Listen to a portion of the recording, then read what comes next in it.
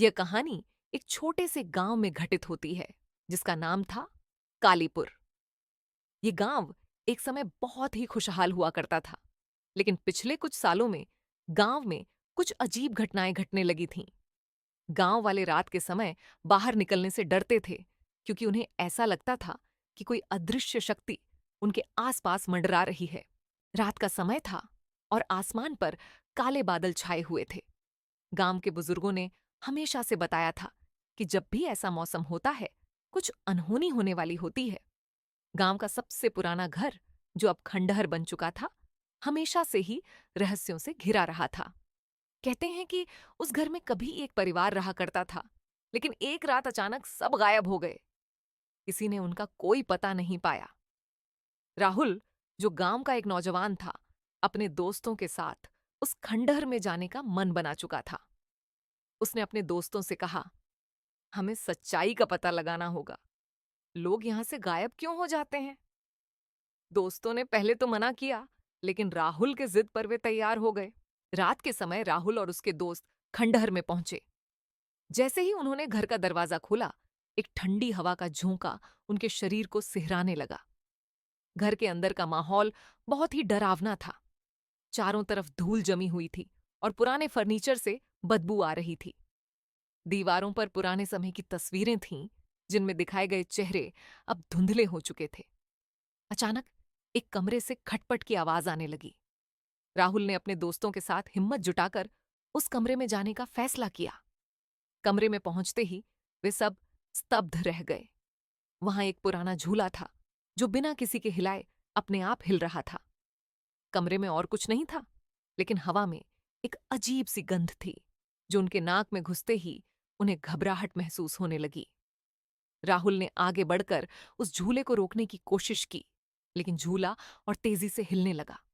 तभी कमरे की खिड़की अपने आप खुल गई और एक जोरदार आवाज के साथ बंद हो गई।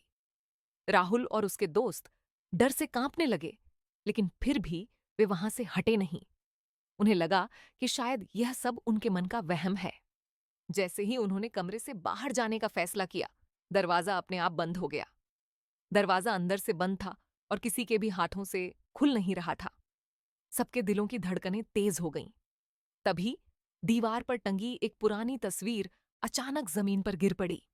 उस तस्वीर के पीछे एक छिपा हुआ दरवाजा था।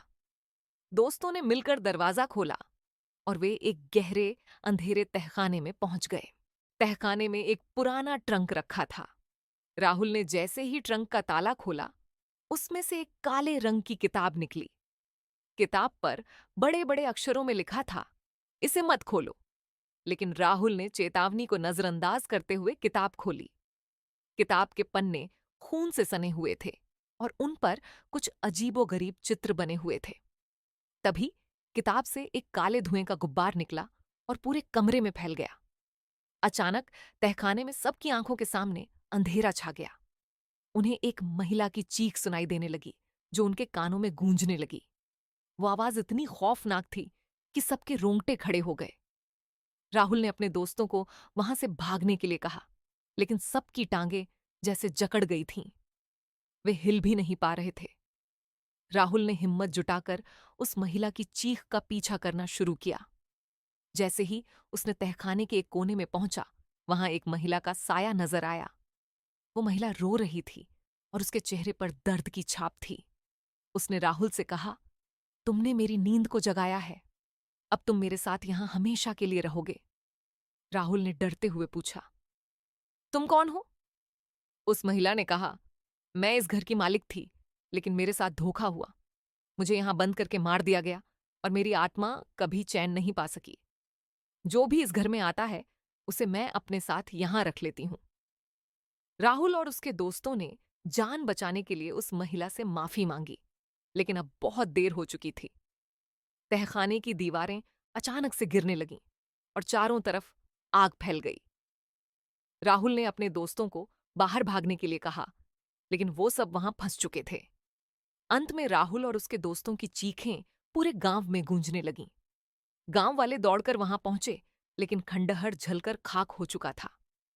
कोई नहीं जान पाया कि अंदर क्या हुआ था, लेकिन उस दिन के बाद से गांव के लोग और भी ज्यादा डरने लगे। खंडहर का वो रहस्य हमेशा के लिए उस आग में जल गया। लेकिन राहुल और उसके दोस्तों की चीखें आज भी रात के समय उस गांव में सुनाई देती हैं। कहानी के अंत में गांव के बुजुर्गों ने बताया कि वो महिला किसी काले जादू की वजह से वहां फंसी थी और जो भी उसे मुक्त करने की कोशिश करता, उसकी मौत निश्चित थी। लेकिन अब वो खंडहर भी नहीं बचा था और ना ही उस महिला की आत्मा। सब कुछ राख हो चुका था, लेकिन उस डर की परछाई अब भी गांव वालों के दिलों में जिंदा थी।